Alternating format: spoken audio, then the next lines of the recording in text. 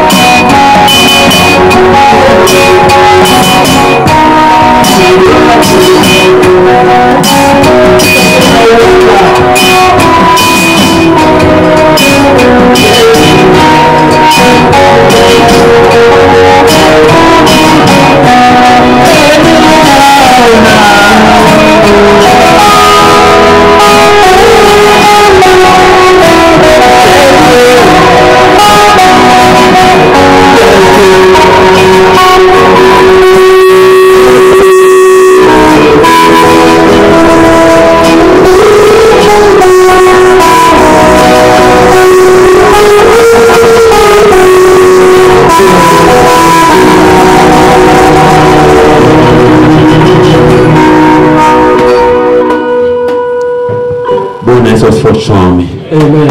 Bwana Yesu asifiwe tena. Amen. Kama uko na uhai na Mungu amekuamsha, Bwana Yesu asifiwe tena. Amen.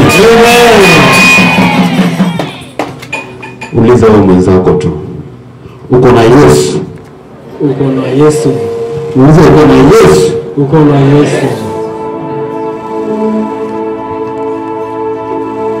Ujumbe wa leo, watoto wa nabii, au himizo ya leo, kichwa chake kinasema tunainuliwa kutoka viwango vya chini na tunaenda viwango vya juu, na maadui zetu watabaki pale chini wakibweka kama mbwa. Pigia Yesu makofi. Ambia mwenzako leo tunainuliwa kwenda viwango vya juu.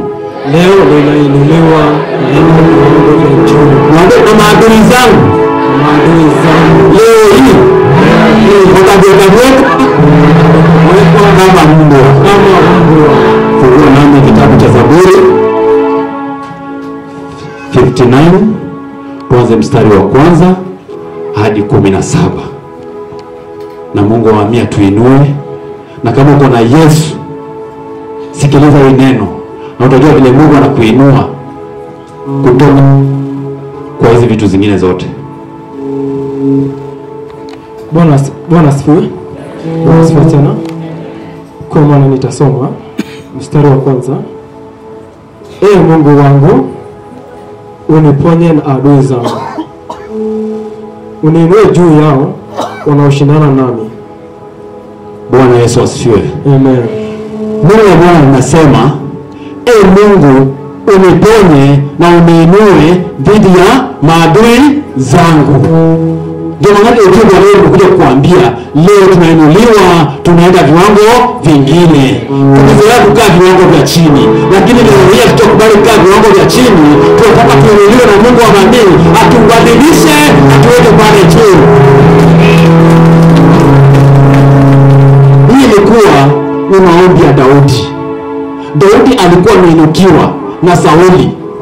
Na wakati alikuwa ameinukiwa, hata Sauli mwenyewe alihubiria hapa hivi, alikuwa ametuma wajumbe ili kwenda kumaliza nani? Daudi. Lakini Mikaeli, mkewe Daudi, akamwambia, usipotoroka hapa leo, utafanya nini?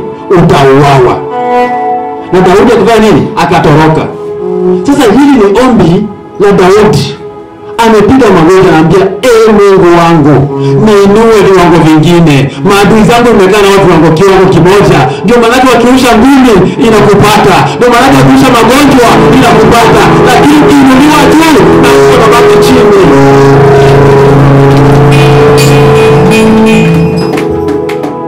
Kuna watu tumezoea software na mimi kukaa hiyo kiwango cha chini. Hata adui akisema tu neno, leo mtoto wa mimi, wewe kazi yako imeisha. Kwani imeisha? Kwa sababu tumekaa kiwango kimoja, tumetoshana sisi wote.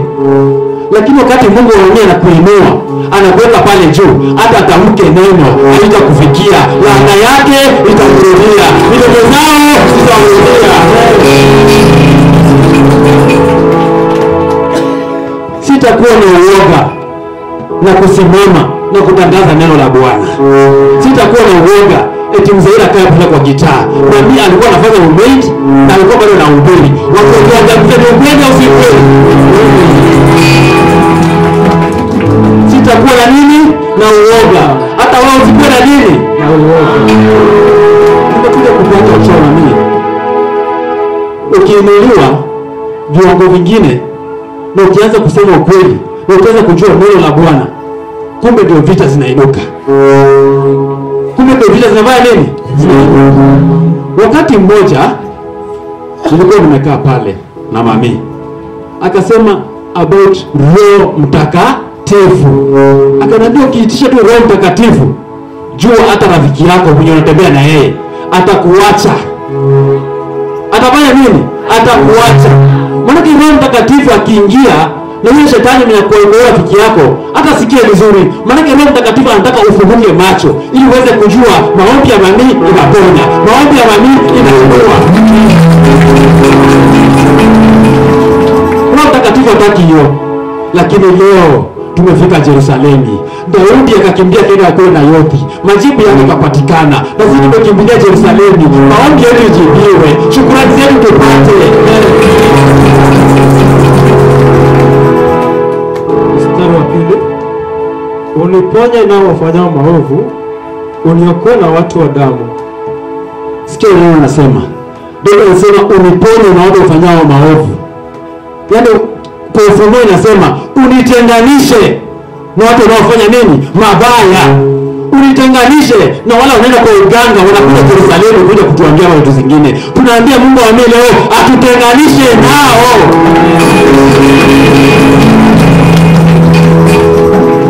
Mungu wa mimi akuinue mtoto wa mami, akutenganishe na wale watu wanakupiga vita, akutenganishe na magonjwa, akutenganishe na kukosa ndoa, akutenganishe na umaskini.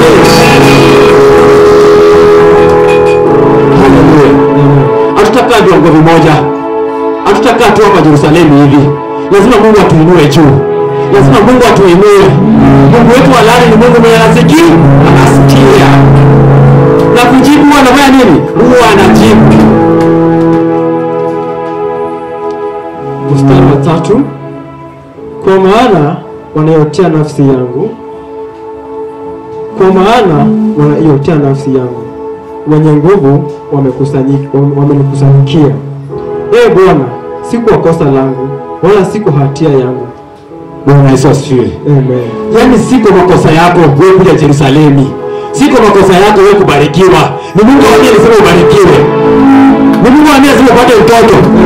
Ni Mungu ndiye alisema Yerusalemu iendelee. Lakini kwa sababu wamekusanyika, wanajiona hao wako na pesa. Wanajiona hao ndio kila kitu. Wanakupiga vita mtoto wa mami. Wanajiona hao atio shamba yako lazima wafanye nini? Waikata wafanye nini? Wachukue. asifiwe. Lakini Mungu anasema atawaangusha, atawaaibisha, atawachekelea.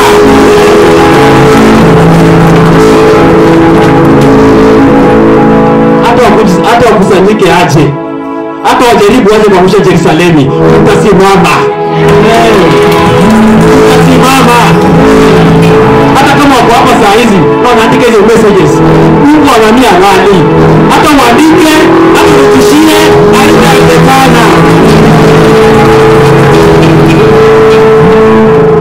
Bado tunaona tunainuliwa. Sikia tu ushauri nimekuja hapo Shawami.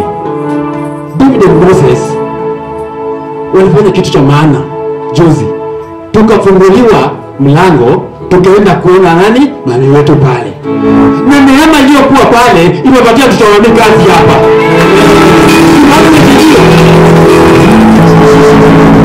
Maombi yake imejibiwa. Maombi yake imejibiwa mami.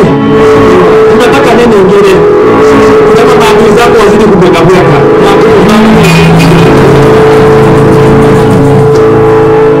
Hallelujah. Amen. Mstari wa 4. Bila kosa langu uenda mbio, ujiweka tayari, uamuke uonane nami na kutazama. Na wewe Bwana Mungu wa majeshi, Mungu wa Israeli, uamuke wapatilize mataifa yote, usiwarehemu waovu kufanya uovu hata mmoja. Bwana Yesu asifiwe. Unasikia Mungu anasema nini? Uamuke. Ni kama Mungu wako umekuwa ukiomba kazi, umekuwa ukiona Mungu anachelewa. Sasa Daudi anasema nini? Amka Mungu wa mami, nipatie kazi. Amka Mungu wa mami, nipatie ndoa. Amka Mungu wa mami, nipatie nyumba. Anasema atateta nao wanaofanya nini? Wanaoteta na wewe. Hiyo ni ombi ya Daudi. Mtu wa mami, hata wakuangalie vibaya. Hata wakuangalie nini? Vibaya. Ambia mtu anza kuniangalia vibaya. Waambie Bwana, uniangalie vibaya. Hapa Yerusalemu, ubarikiwa ni lazima. Nitabarikiwa. Ndiye Yesu makofi. Sasa, teka sikio lako vizuri. Sikia hapa, kuna wengine waliniambia, waliandika message wakasema Mzairi hakuna kwa Biblia penye nasema maadui watabweka kama mbwa. Wakasema mimi nimetumia jina mbaya. Sasa soma hapo. Mstari wa 6. Wakati wa jioni hurudi, ulia kama mbwa na kuzunguka mjini. Wakati wa jioni maadui zako wanakuja kwa kibanda yako, wanataka kujua kama wewe unapata faida, wanakuweka kama nini?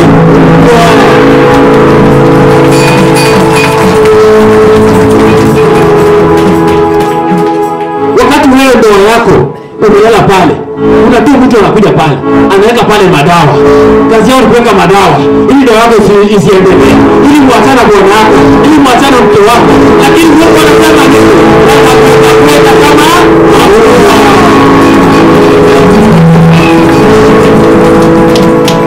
mimi ndio nimesema. Mimi ndio nimesema. Biblia imesema maadui zako wanabweka kama mbwa. Nani ako na Biblia nyingine? Kuna mtu anasema mimi nasema uongo.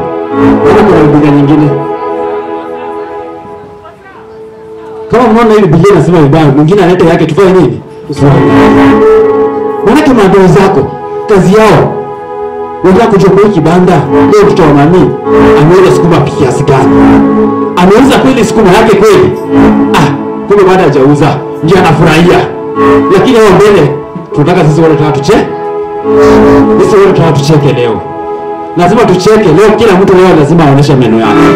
Tunataka tuchekelee maadui zetu. Lazima tuchekelee magonjwa. Lazima tuchekelee kifo. Lazima tusanye ugonjwa.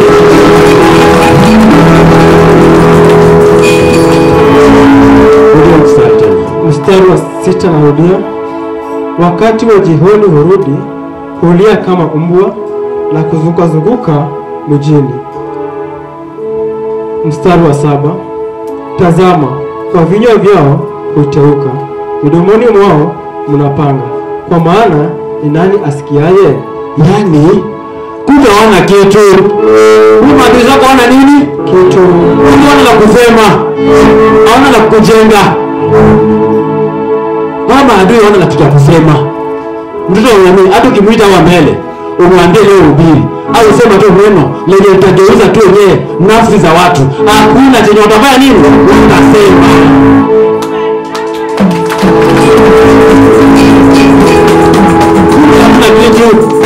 Ambia ndugu yako wewe hauna kitu.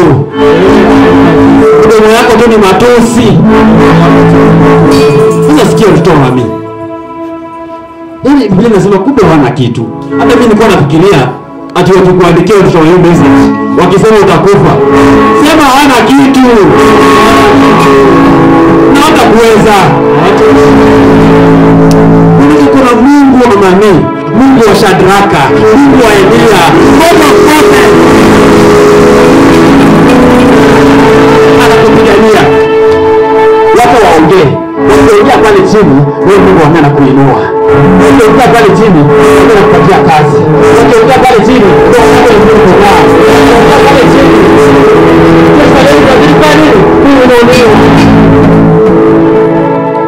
Hallelujah. Amen. Mstari wa 8. Na wewe Bwana utawacheka, utawadhihaki mataifa yote. Nimwambia nini? Mungu anasema nini? Atawafanya nini? Atachekelea adui zako.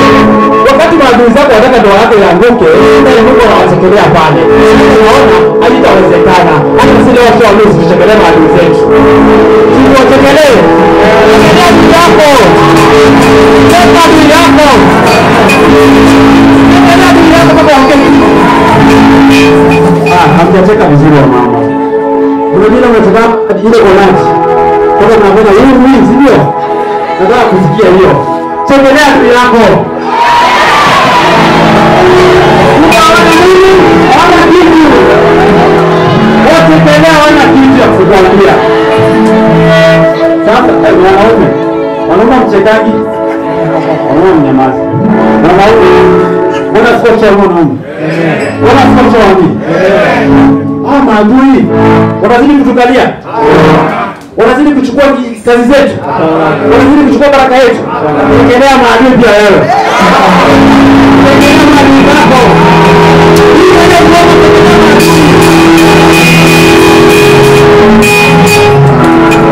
Hawana nini? Hawana kitu. Maadui hawana nini? Hawana kitu. Bado sijasikia vizuri. Kwa mbele acheke kama mbele. Mtu Godfrey. Godfrey kuja acheke kama mbele. Mtoto wangu kuja. Mwambie nikutoa mbali. Kuja mtoto wangu. Kuja mtoto wangu. Bwana sio mtoto wangu. Nasema kitu. Huyu mtoto wa mimi shukrani yake nikikumbuka ilikuwa ni saa 12 ya jioni Jumapili kama ya leo. Mwenye anagawa pesa, yeye pia alikuwa anataka afanye nini? Apatiwe.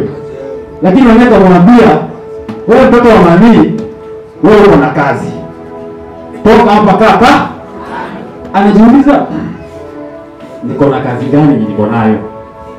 Mnajua nitoka hapa kenda kupata kazi.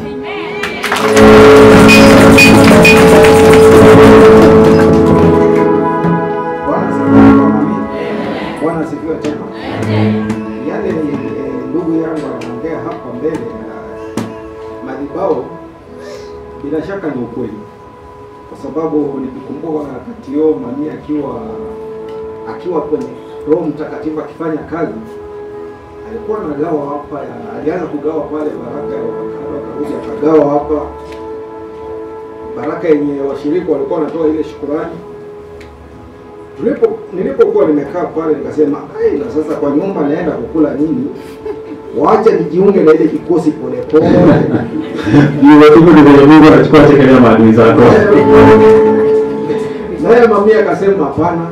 Wewe mtoto wangu wewe, sioni nikikupea hii. Wewe uko na kazi.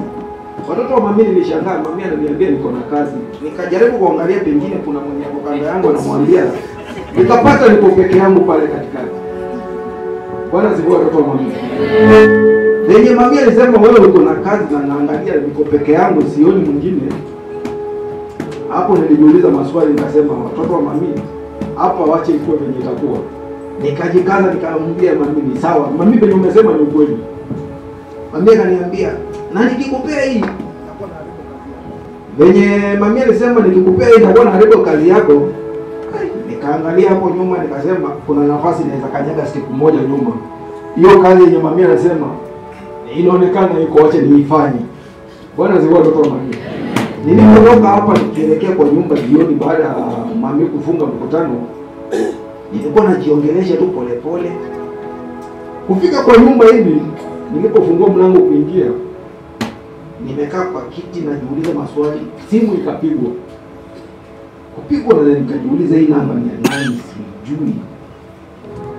Kaulizwa wewe ni fulani, sema ndio. Inatakana kesho ukuje interview. Hapo bila shaka nikamwambia Mungu wa mami asante. Ile maombi mami alisema kumbe iko. Ni ile mimi ndio sijaona. Hapo nilipokaa hivi wakaniuliza uko tayari? Nikamwambia Nikauliza ni upande gani? Wakaniambia wacha nitakupatia pin na nikutumie fare. Bora sivyo watoto wa mami. Ile fare walinitumia na nilikuwa naenda interview pale Kiamboro. Walinitumia shilingi 2,000 niende interview. Sasa nikajiuliza, kumbe mami alikuwa na kusudi kuna yenye alikuwa ameniwekea kando. Wale sasa nikaanza kucheka mimi mwenyewe nasema, wewe kumbe alikuwa na kazi. Na akanipa ile tunda yenye nilikuwa natarajia kumbe. Bwana sivyo watoto wa mami. Ile kazi yenye mami aliniweka hadi wa leo bado naendelea kuifanya. Amen. Bwana asifiwe. Tunasikia yeye alicheka. Alifurahi maana Mungu amefanya nini? Amemtendea. Mbona usichekelea adui yako? Hata kiongozi unamcheka. Bado mama mmoja. Nataka mama mmoja mnacheka. Asimame. Nataka mama mmoja. Nani atakuja kucheka na mtoto wangu? Na Mungu akubariki sana. Ukiangusha wa mama unapitia pa.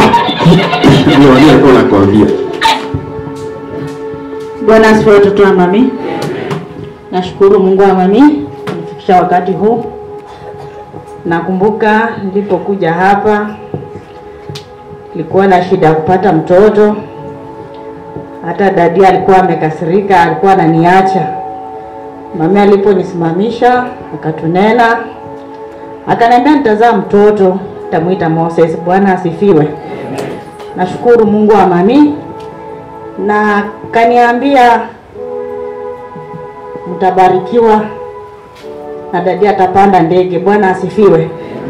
Nikaangalia nikasema tuko na shida tele tele, itakuwa aje? Nilipoambia mama nyumbani, akaniambia mama alitabiri kitu boy akiwa class 6. Bwana asifiwe. Na kweli nimeiona ikitimia. Mungu mami aendelee. Bwana anasema tuchekelea adui, tutacheka. Wewe utacheka msomi mpaka uanguke hapa chini. Lakini wewe usitaanguka chini. Naanza na wewe. Bwana anasema nini? Mstari wa 8 pia. Na wewe Bwana utawacheka, utawadhihaki mataifa yote. Nataka uchekelee maadui zako. Wewe walisema hutapata kazi. Wewe walisema hutaoa. Wewe walisema utafanya kitu chochote. Chekelea mama.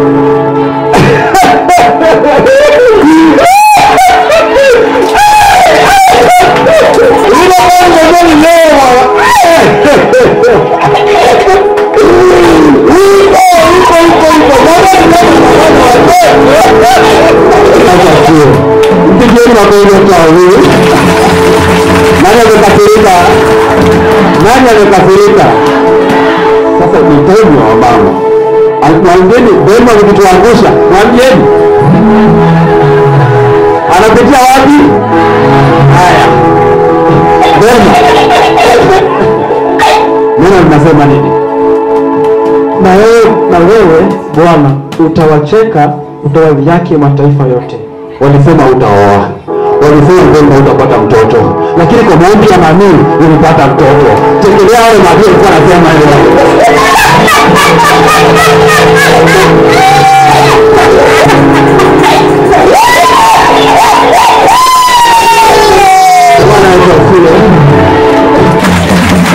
Nani nikafika ile tunapata nyayo za dhamini. Na ndio alikuwa anasema nicheka peke yake. Sasa alikuwa kicheka wanasema mpige mcheke. Hivyo sio wewe.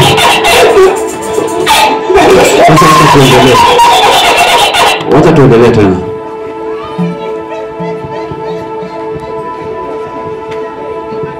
Mstari wa 9.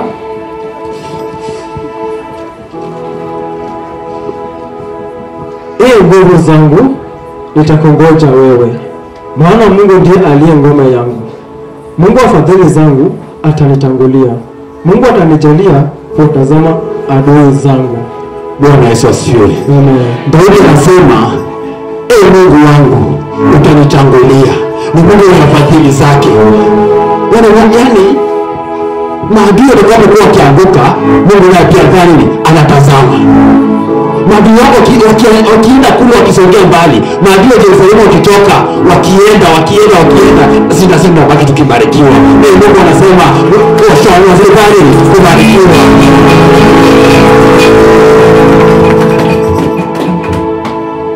Mstari wa 11. Usiwaue watu wangu wasije wakasahau. Uwatawanye kwa uwezo wako na kuangamiza, ee Bwana ngao yetu. Bwana Yesu asifiwe. Sasa hapa najua kuna wengine watakuwa serious kidogo. Najua tunabadilisha sura. Sasa hiyo fungu inasema usiwaue watu wangu wasije wakasahau. Uwatawanye kwa uwezo wako na kuangamiza. Yaani inasema usiwaue maadui zako. Yaani Mungu hataki kuua tu adui zako wote mara moja. Lakini kuna kale kamoja, unajua kale kamoja kana kusumbuanga? Wengine ndio wanakusumbua ile mmoja. Ndio. Ndio. Sasa yule Mungu anasema nataka kutangulia na yeye. Mungu anasema nataka kutangulia na nani? Manake akiwamaliza wote anasema mtamsahau. Na ukishamsahau utasema nimebarikiwa, sasa ukae kwa nyumba. Lakini uko na maadui wengine kidogo, wakikufinya kidogo hivi, unasema Mungu wangu nisaidie, wamenifinya kidogo. Mungu wangu wamesema nitakufa nisaidie. Lakini hawawezi, maana Mungu wangu anasema shakuroho wangu wengi.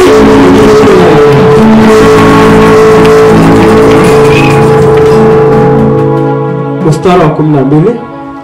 Kwa dhambi ya kinywa chao na kwa neno la midomo yao wanaswe kwa kiburi chao, kwa ajili ya kulani na uongo wasemao. Bwana Yesu asifiwe. Amen. Nataka tuseme wanaswe. Tunasikia Biblia inasema kwa sababu ya uongo wao.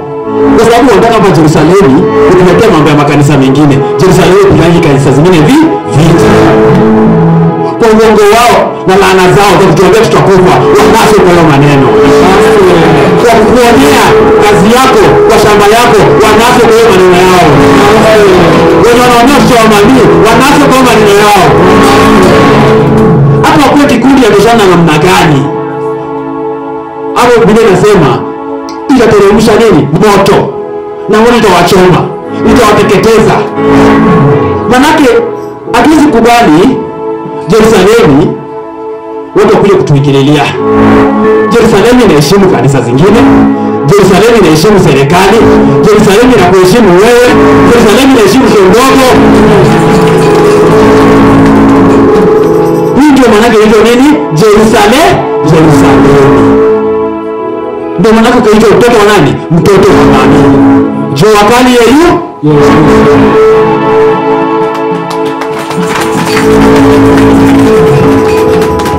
Mstari wa 13.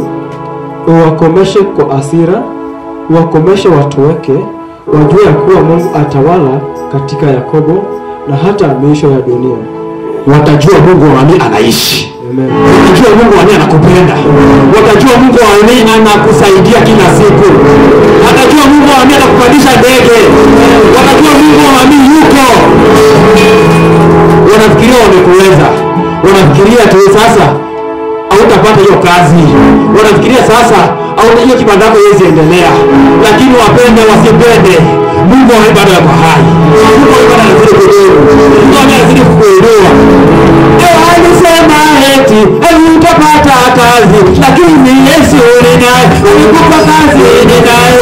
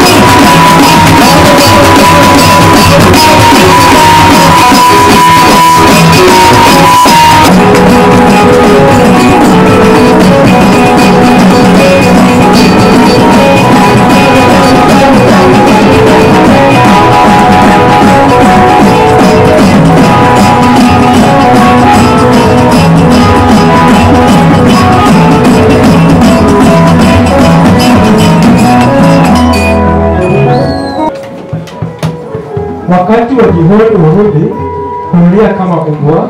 Haya. Tena wamerudia tena. Wamerudia wamechana. Wamesema nini? Wakati wa jioni warudi kulia kama mbwa. Hata umesikia nini? Yaani bado Mungu anazidi kukumbusha. Hii ni mstari wa 14. Ile ni mstari wa 6. Anasema bado wameona watu wengine wanaanguka, lakini wamebakia wale kidogo. Bado wanazidi kuja kuzunguka kwa Yerusalemu. Wakisema tutaanguka lini? Lakini Bwana anasema wanafanya nini? Wanaingia kama mbwa. Tabia zao ni za mbwa. Sio vile tunasema. Biblia inasema kweli. Inasema maadui zako watakuwa wanazunguka kama mbwa. Watalia kama mbwa. Kutoka leo mtoto wa mami akotufunza tukue na uadui na mtoto wa mami mwenzetu. Ni kweli? Hadi na majirani. Hatujafundishwa tukue na maadui na majirani. Mami wanasema penda jirani yako ili unajipenda. Tupende makanisa mengine na tusiwe dharau. Si ndio mami anatufunza? ukikuja hapa na kesi waambie mimi ati nimepigana na jirani na nini, mami alikuwa anasema wewe jirani yako sawa, wewe ndio mbaya. Kwa sababu gani? Wewe mami amekufundisha sheria kutoka kiwanja mzee, mami akiwa mtoto, mami akiwa na miaka 8, amekufundisha, amekuokoa, umefika Yerusalemu. Utakuwa tafuta nini huko nyuma? Utakwenda kubweka? Hakuna cha kubweka huko nyuma. Unataka kumweka fanya nini? Wabweke. Lakini injili inafanya nini? Itaendelea.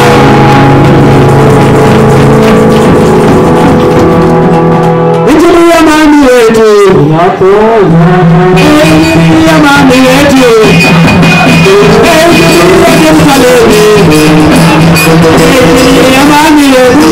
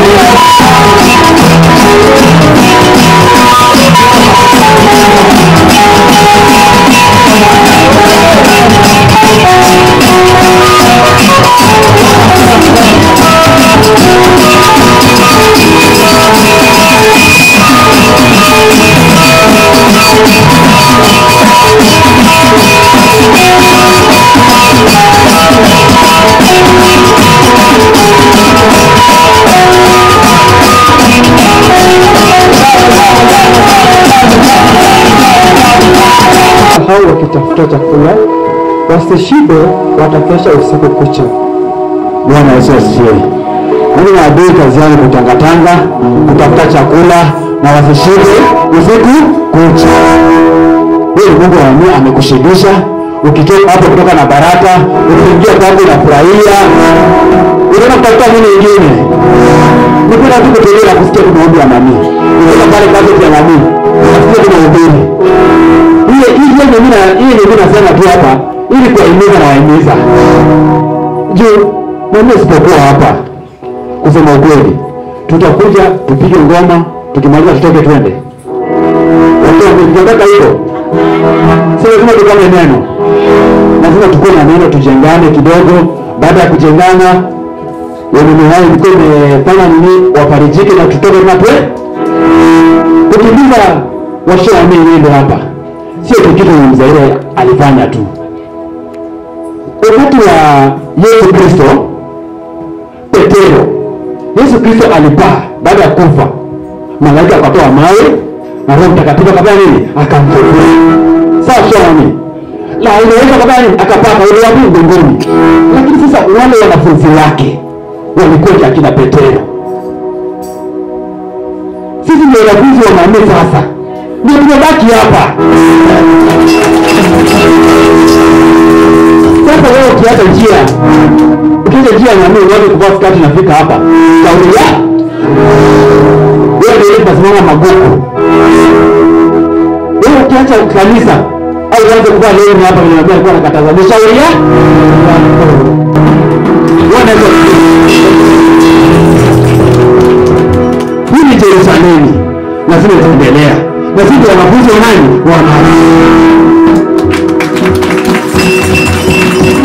Wacha niseme kitu kimoja. Nimesimama kwa madhabahu ya mami.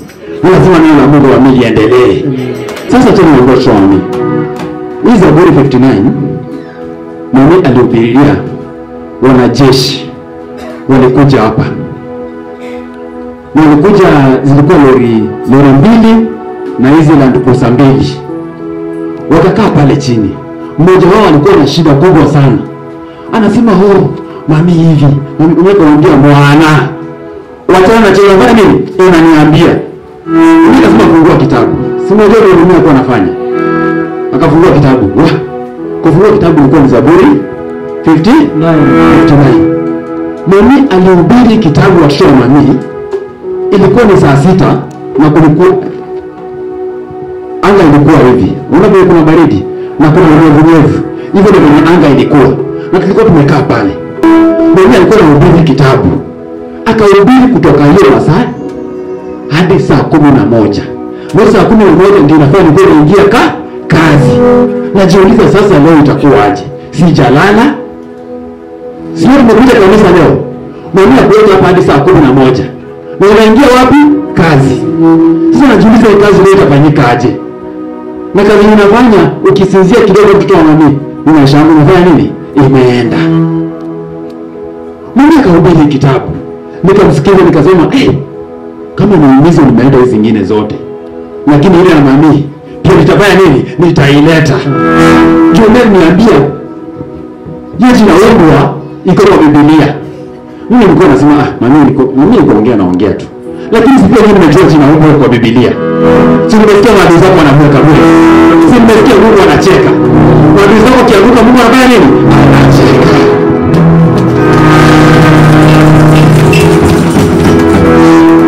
Mstari wa 16, nami nitazimba nguvu zako asubuhi, nitazimba fadhili zako kwa furaha. Haleluya. Unasikia unasema nitaimba fadhili zako asubuhi. Wewe ni nani unakataa kuimbia Mungu wa amani? Mungu anaweka maadui zako chini, anaweka magonjwa chini. Unakaa chini unakataa kumuimbia. Unaona mzaidi na uhuru. Sana hiyo. Wewe angalia Mungu wa amani.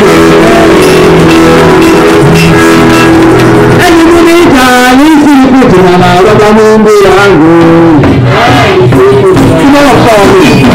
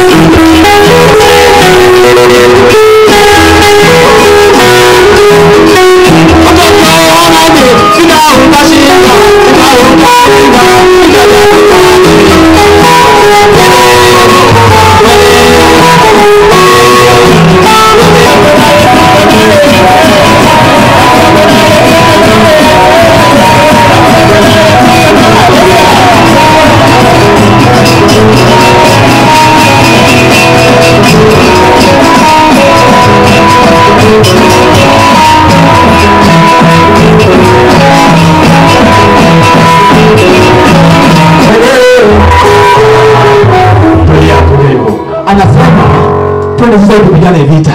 Lakini anatushindia ni nani? Ni Mwokozi.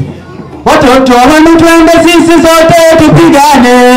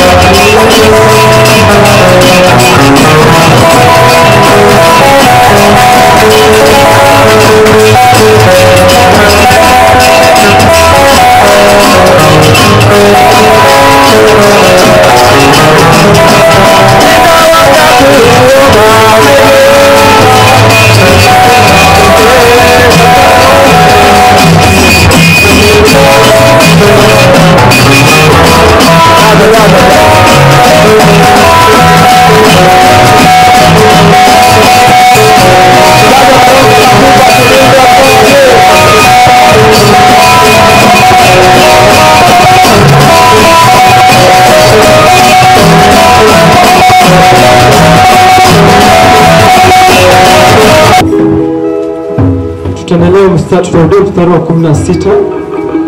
Nami nitazimba nguvu zako asubuhi, nitazimba fadhili zako kwa furaha, kwa kuwa ndio ulikuwa ngome yangu na kimbilio siku ya shida yangu. Bwana Yesu asifiwe.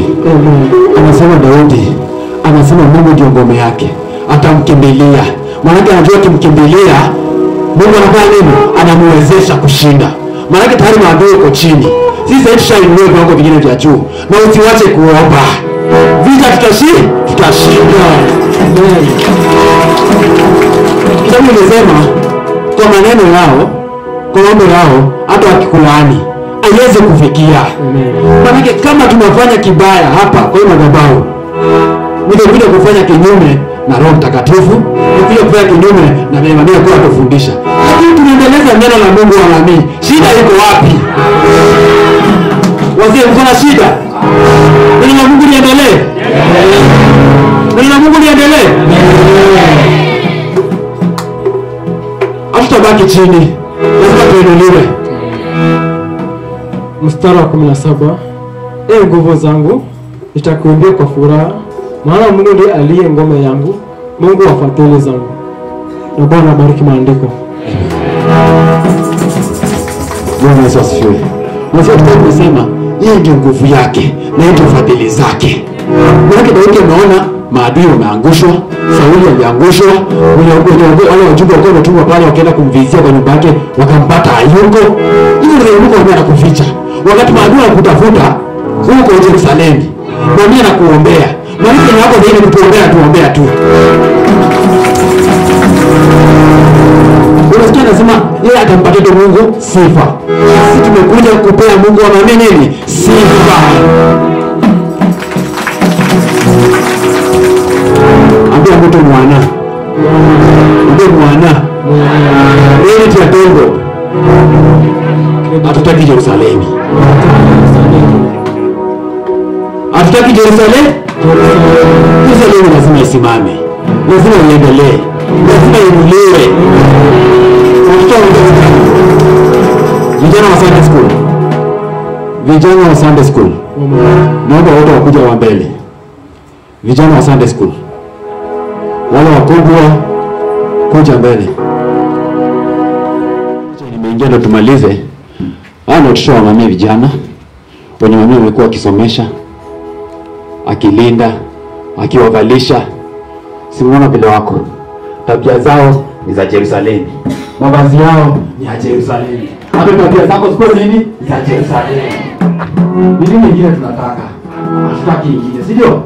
Sasa watoto wadogo nitaomba mtakaa chini. Kaeni tu hapo. Mimi wadogo kaeni hapo. Nataka wao vijana wakubwa. Kujeni mpange pale line. Vile mwambie alikuwa anafanya. Vile mko mnakimbia kiwanja. Kujeni pia leo mkimbie kiwanja. Mmesikia wani? Mkisikia mjirusha hapo ndo penye mnatoka mbio mnaenda.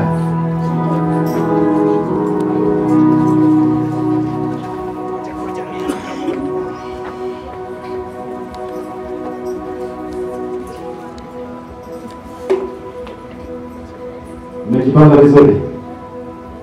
Ndio mnakimbia shetani. Amkimbia mkicheka. Na kama mtakimbia mkicheka mnacheka maadui zenu. Mmejipanga? Washiriki mnisaidie kusema akakomesha akakomesha sha urakani Yeisha.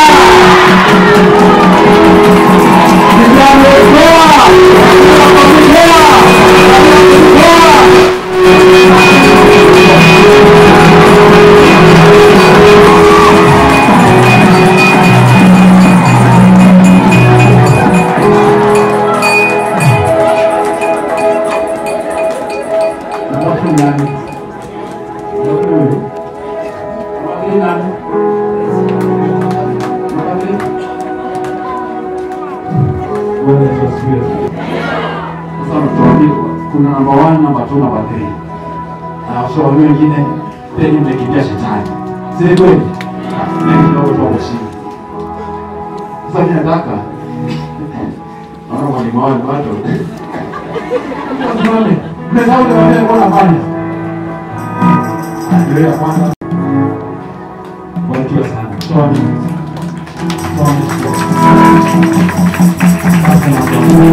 Mama. Jipangeni vizuri. Jipangeni wasichana. Mmejipanga? Kimbia kisirani, kimbia kisirani. Ngoja usiende, haujasikia yeyusha. Mpaka usikie yeyusha.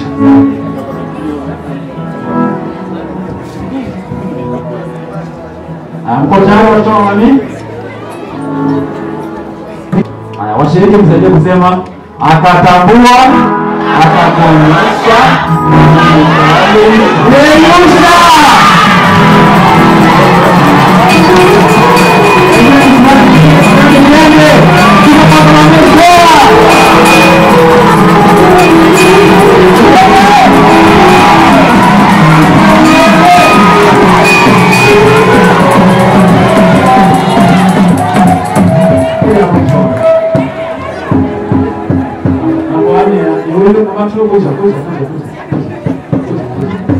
Mabadili nani? Haya, wengine ndio mtakao kuelewa mkasubiri. Tuambie sasa kwa kisikia. 1, 2, 3, 4. Hiyo ni 4,000 kwa hapo shwani. Patia yule wa kwanza 1,000.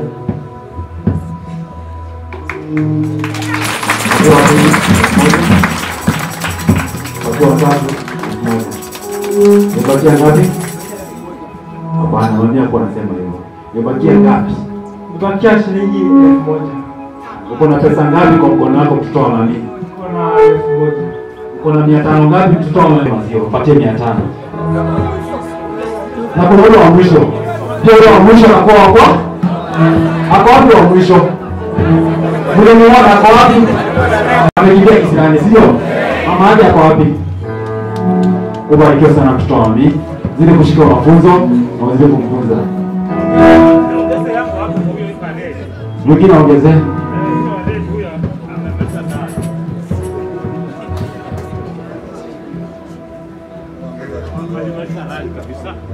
Buda asante sana.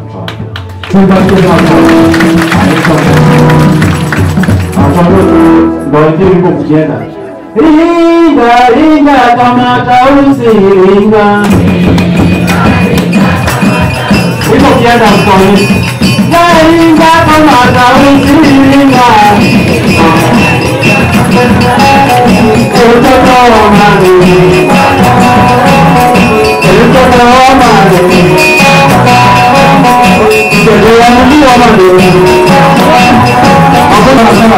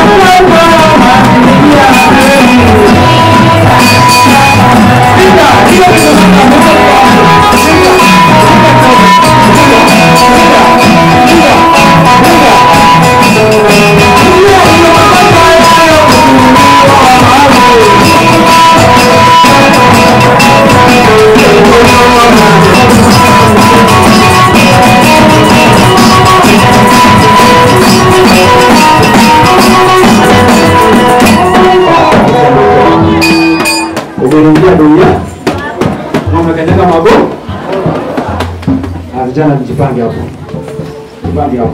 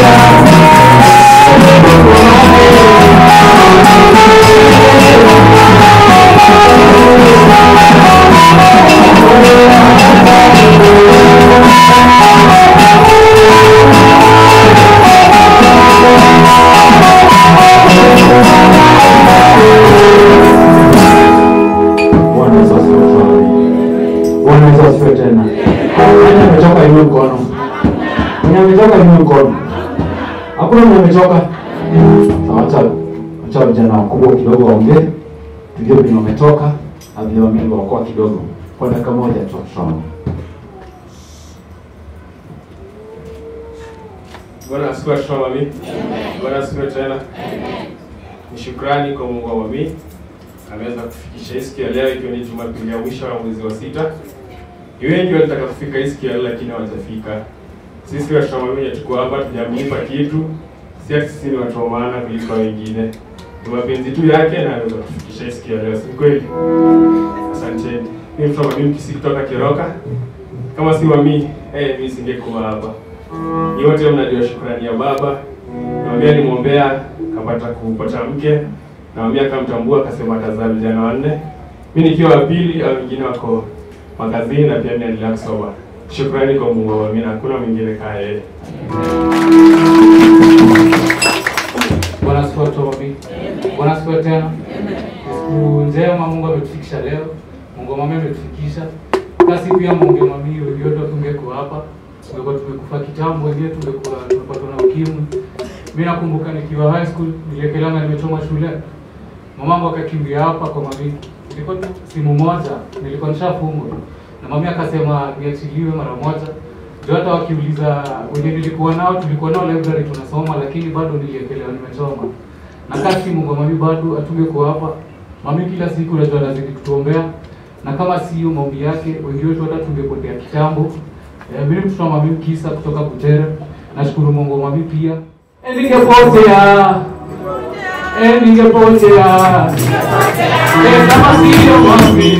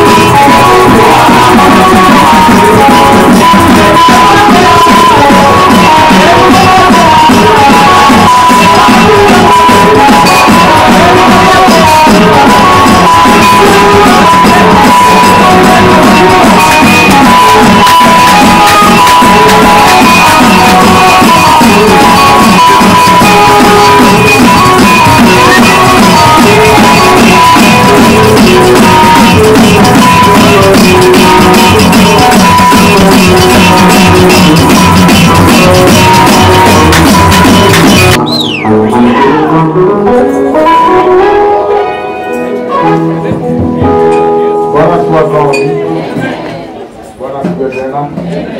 Nashukuru nimeona wote mko uhai, mko wazima. Mmejitokeza, asanteni sana ndugu zangu na madada zangu. Asante sana mzairi wa kukimbiza. Yenyewe hii wiki imekuwa kisirani manjo. Kisirani imekuwa mingi. Lakini najua vile nimekimbia hivyo, kisirani yote imebaki kule. Nakumbuka venye mami alitutoa. Nakumbuka sanda ya mwisho. Na hii wimbo mami aliniimbia. Sijui kama mtaniruhusu niimbe. Nimeubeba msalaba, nimeubeba. Nimeubeba msalaba wa Bwana Yesu. Nimeubeba msalaba,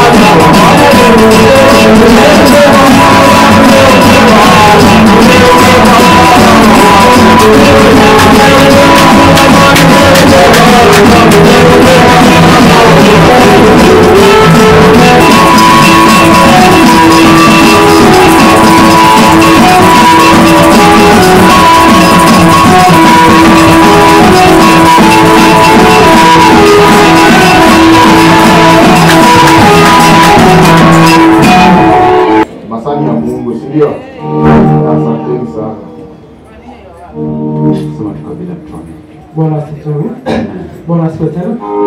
Ni shukrani kwa washiriki wote ambao wametulinda. Tumefika siku ya leo kwa umbali. Mimi tu nikushukuru kwa yale mambo aliyotendea.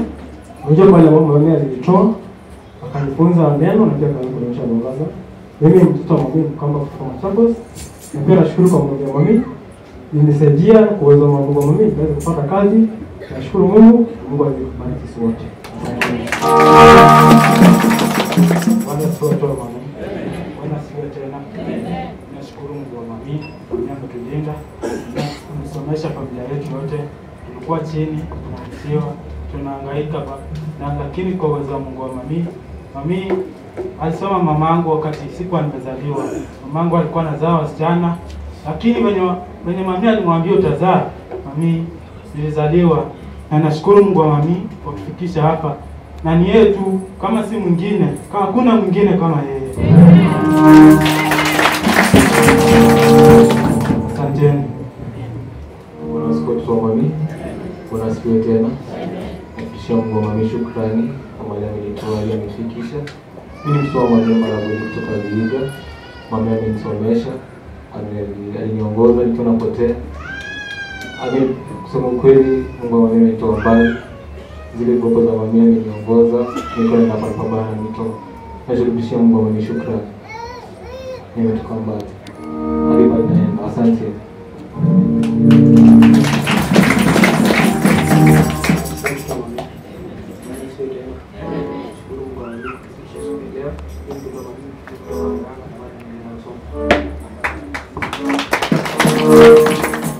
Bwana sifa kwa mami.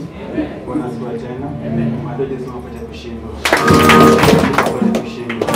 Shukuru kwa mami ametulinda tukatusalia mpaka saa hii. Nyote mnajua historia ya dadi. Pahali alikuwa palikuwa pale pa chini. Na Mungu ameonekania mpaka tukafika kwa boma. Nashukuru Mungu wa mami. Wakati mami aliokoa dadi, aliimba hii wimbo. Sijui mtanisaidia kuimba. Mungu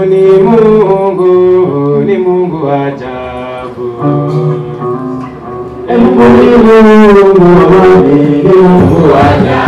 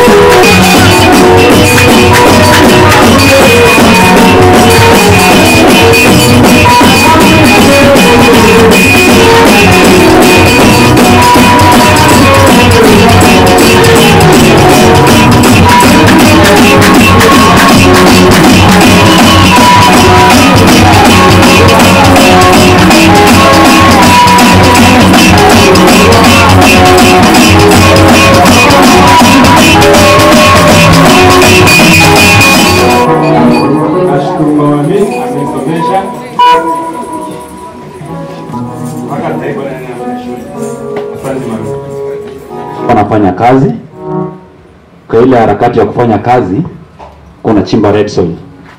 Kulikuwa na watu wako pale chini, na ilikuwa mita kama 4.5. Mita 4.5 ni kama ni mrefu sana kwa mimi, juu sana. So katika hiyo harakati, wakati na chimba tukimaliza, kuna wale watu wanapenda kukula njaro kwa kazi. Unaona watu wakula njaro kwa kazi. Sasa waka wanakula njaro pale kwa kazi. Nami nikamwambia, hii mchezo mnafanya sio mzuri. Kama ni kazi imekuleta fanya kazi. Okay, wacha niseme chenye walikuwa wanafanya. Walikuwa wanakaa chini ya mtaro na wanavuta bangi. So nikamwambia, hii maneno sio mzuri. Hata ya harufu inafanya nini? Inaniumiza. Naomba inaniumiza. Tafadhali wacheni kufanya nini? Kufanya maneno wasikii. Muda si muda, wakati nazunguka na machine na jaza lori mchanga, ile nilikuwa nimechimba mtaro kishana size. Sasa unaona penye kushawamia yellow yuko. Penye huyo yellow yuko huyo. Hii mchanga likatika kutoka kule kwa mama hadi huko. Ikafanya nini? Ikawafunika ndani. Sasa hapo ikabidi tutamami nitumie ujasiri.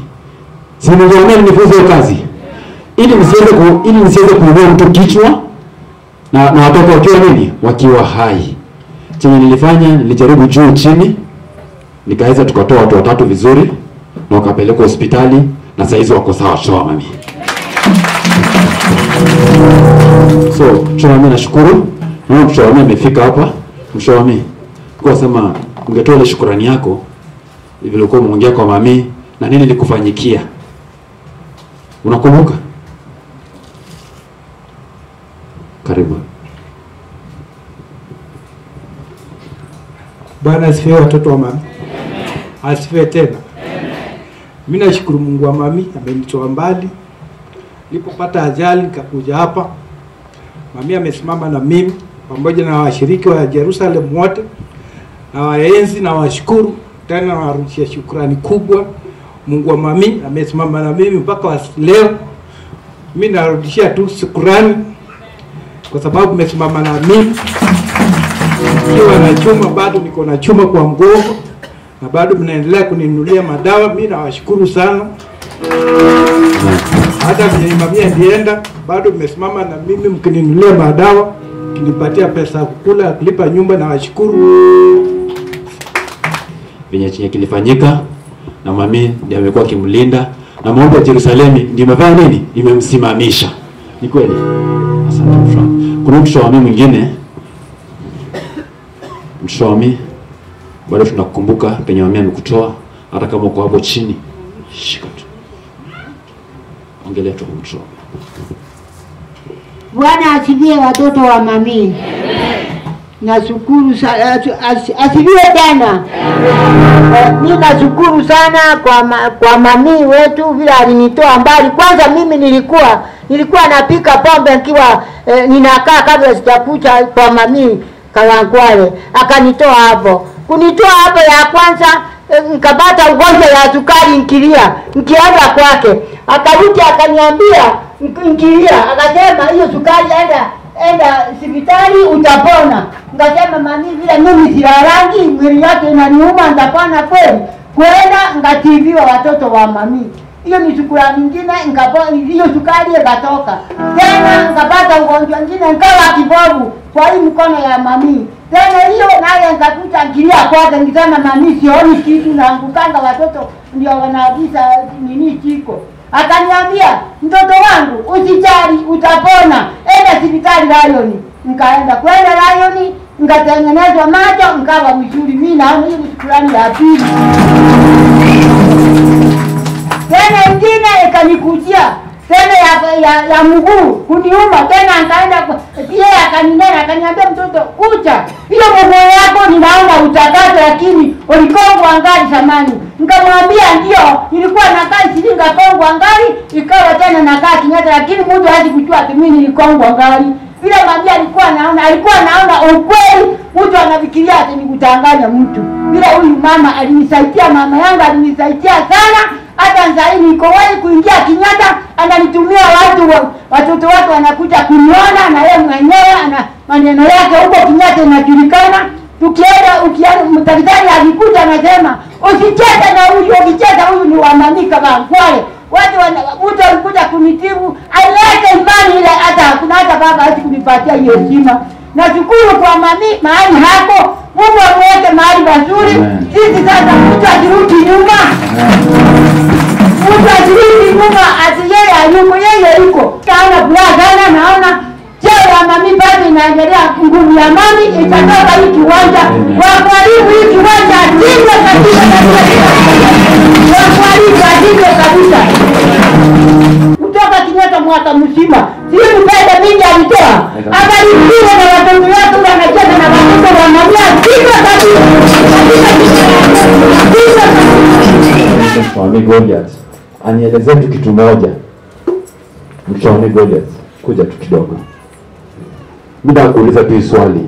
Ndio kuna kitu nimeuliza nikianza mkutano. Nimeuliza uulize mwenzako, uko na Yesu Kristo? Uko na Yesu Kristo? Na je, wewe ni mtakatifu? Na mtakatifu anapaswa kufanya nini? Sasa acha niulize tu Mtwami Goliath. Mami Goliath, wewe ulikuwa hapo mami? Ulikuwa kiwanja mzee kabisa? Ndio. Mami alikuwa anafanya umaid akihubiri, au mami aliachana na umaid ndio kakati kwa kuhubiri? Okay, watoto wa mami, Bwana asifiwe. Nashukuru sana kwa ndugu yetu Zaire. Kwa nafasi kuwa hapa mbele yenu. Unajua tangu mamia atuache ilikuwa ngumu sana kwa mbele yenu hapa. Lakini vile amesema pengine ni baraka. Wakati tulikuwa huko juu, mami alifanya kazi sana. Alifanya kazi sana. Hata mpaka saa hii bila alituacha bado alifanya kazi sana. Sababu mimi nimeshukuru sana mami. Kwanza mimi binafsi ametusaidia boma letu sana. Familia yetu, kuanzia kwa ndugu zetu, wazazi wetu wote mami ametuinua hata kwa familia yetu. Tumeshukuru. Wakati hata mambo ilikuwa hivyo, kila mtu ilikuwa na huzuni, sababu tunaangalia mbali tumetoka na mami.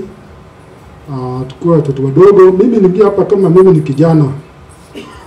Wakati hiyo nilikuwa naenda college, na ilikuwa kama 1987 86 hapo. Na wakati hiyo, wakati nilikuwa nafanya mtihani nyingine, ilikuwa nakuwa ni referred kila wakati kwa college mali tulikuwa naenda. So rafiki yangu moja tulikuwa nayo hiyo shule college, kaniambia, wewe usifanye kuwa na shida sana, mahali hapa Kawangware tuko na mama mwingine ambayo maarufu sana kwa hiyo maneno. So, wakati tulikuja hapa mami akaniona kwa hiyo shida hiyo, mtihani nilipita. So nishukuru sana. Ikianza hapo nikasema kumbe ilikuwa tu mambo ya vituko hivi. Baadaye kaanza kufuata kidogo kidogo, tena nikapotea, tena nikarudi 1988 wakati mami alikuwa anafanya harusi, na ilikuwa mzuri sana because mami alikuwa anatupenda. Alikuwa mdogo, lakini alikuwa na vituko sana. Hata za nyingine pia unaona kama wewe unaota na ni kweli. Mtu anakuja anataka kumpiga, anakuja hata na silaha anataka kupiga mami. Akibeba mkono hivi, mkono inaganda. Akiweka hivi, anasimama kama stooge. So, ulikuwa naona hii mambo ilikuwa namna. So, mami alikuwa na uwezo. Mami alikuwa na kupawa. Sio hakuwa kama mtu yeyote tu. Alikuwa na kupawa ile alipewa na Mungu. Hata wakati mwingine pia tulikuwa kwa kiwanja, mchawi mwingine alikuja kutoka kwa Kisii. Sijui hiyo spaboka hiyo. Na alikuja na mingi sana. So wakati hiyo mami akamnena, wacha mvua ikuje. Mvua ile ya mawe kubwa, mawe ile guruma kabisa, na tulikuwa huko juu. So ikanyesha, huyu jamaa akakuwa paralyzed. Na alikuwa tu mzima tu, alikuwa anatembea. Wakati hiyo mami akamnena, sijui wewe umetaka kuua mtu mwingine huko mkubwa sana kwa kwenu, na umekuja hapa unataka kuniua, na mimi huwezi kunifanyia kitu. Kweli wakati hiyo alisilai, mili yake yote kaganda, kakuwa huko, mvua ilinyesha na ile ya mawe na hata gurumo kubwa sana. Na hapo hii Kawangware peke yake nilinyesha, sio mali nyingine ilikuwa na mvua. So mambo ya mami ilikuwa na nguvu sana. Ndio sababu hata sisi wazee, because ni kama kijana, sasa mimi ni mzee. Hata wakati mwingine pia ndugu yetu hapa alituonyesha picha yangu ilikuwa 97. Waka nilishangaa sana. Baada nilikuwa kijana lakini katili. So mami alikuwa na mambo mengi sana. Hakuna mtu yeyote hapa duniani anaweza kuwa nayo, because ukimwambia kitu na wewe uende kando, kweli hiyo maneno itafanyika hivyo, na wewe utafuata shida. Na wakati hiyo watu walipata baraka hapa sana. Mpaka saa hii mimi akasema siwezi kuwa na hiyo kali sana, because watu walikuwa natoroka. Ukimwambia kitu kama ni kifo unakufa. Mwingine pia alikuwa namna hiyo kwa kuwanja mzee. Akamwambia wewe unacheza na mimi utafika kwako, na kweli fika huko 56. Habari inakuja atie ameaga. Na anakuwa tu mgeni zima tu. So mami hata wala anakuja saa hii, mambo ya mami ilikuwa mingi sana. So wakati ndugu yetu Mzahiri anasema niongee kidogo, mami alikuwa sana mhubiri ya Mungu. Tena sio mhubiri ya search, lakini alikuwa prophet. Alikuwa naona mbali. Hata mimi mami alitoa kama mimi sina kitu. Saa hii at least hata kwetu nyumbani saa hii nikiingia ni kama watu wanajua tu vile niko. Alinilea kama mtoto wake au ndugu zetu. Mami nilikuwa kama mama yangu kweli. Alinijenga ni sababu hata saa hii niona kama watu wataka kusumbua watoto wake, ndugu zetu Mose na David. Mimi naona kama wale hawa njia yao inakaribia kuisha, hawezi fika mahali because hii kitu yote kiroho mami yako hapa.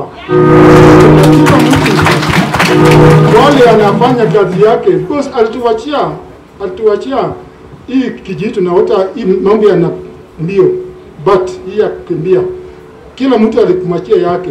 Yeye ameenda round moja kwa kiwanja na amemaliza yake. Sisi bado tuko kwa mbio.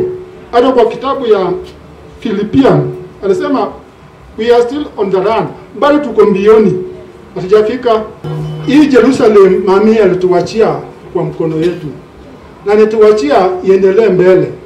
Kama mtu anaona amechoka na kufanya kazi, aende kwa njia nzuri.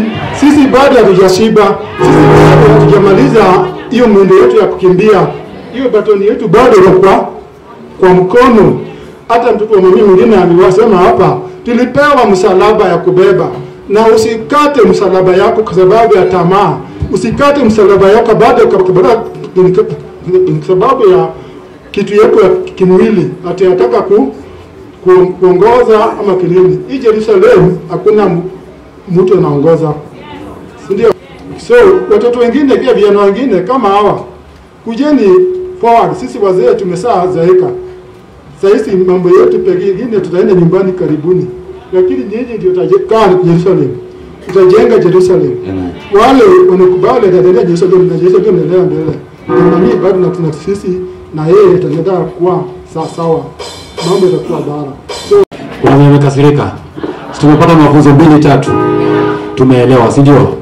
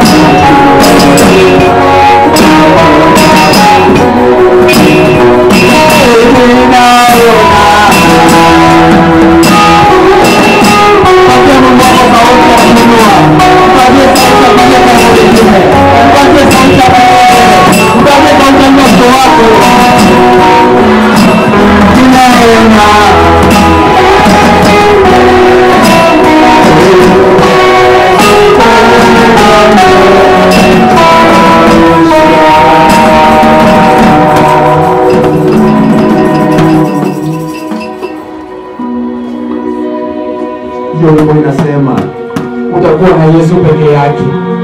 Yesu ndiye atakutosha. Yesu ndiye atakulinda. Hata wainuke aje, Mungu awambia atakulinda. Hata wakutamkie lahana, Mungu awambia atakulinda. Hata wenda kukalia kwa kimweka kama mbwa, Mungu awambia atakulinda.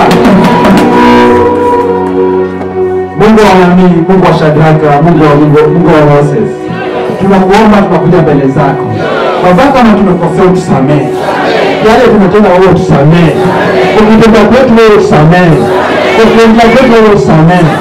Tunataka neno lako liendelee, tunataka injili yako iendelee mbele Baba. Wakati Yesu ulimchukua Baba, Petro alichukua nafasi na wewe ukamchukua, wanafunzi wake pia lazima waendeleze injili, lazima Yerusalemu iendelee. Wanaotaka Yerusalemu ianguke, Yesu toa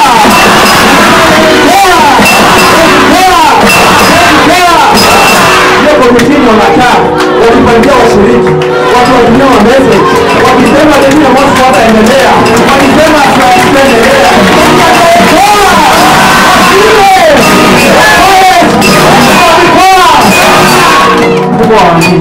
Tunanyenyekea kama washiriki, tunaomba kama kanisa, tunashuka chini ili uinuliwe, tunajidharau ili uheshimiwe.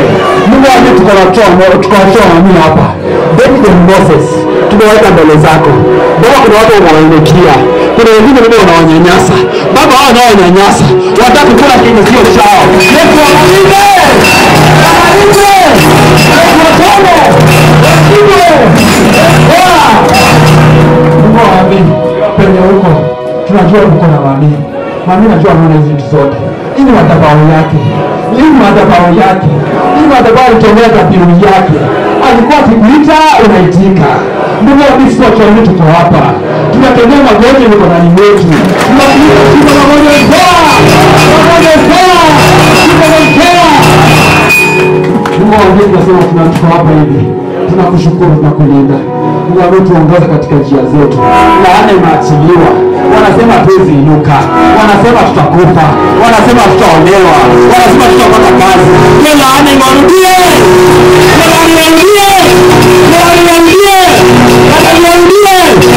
washindwe katika jina. Mungu tuongoze, tetea Yerusalemu, uilinde, uifunike na uitakase.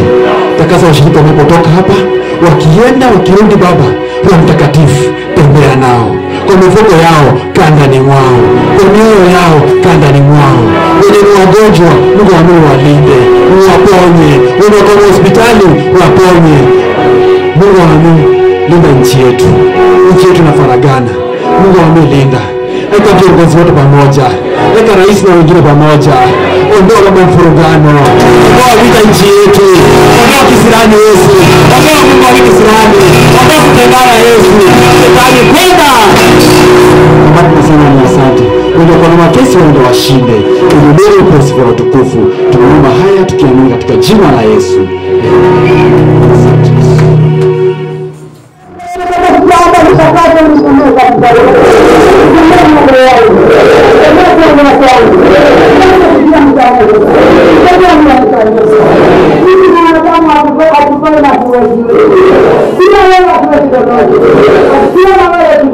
Haleluya Baba, haleluya Jesus, haleluya Baba.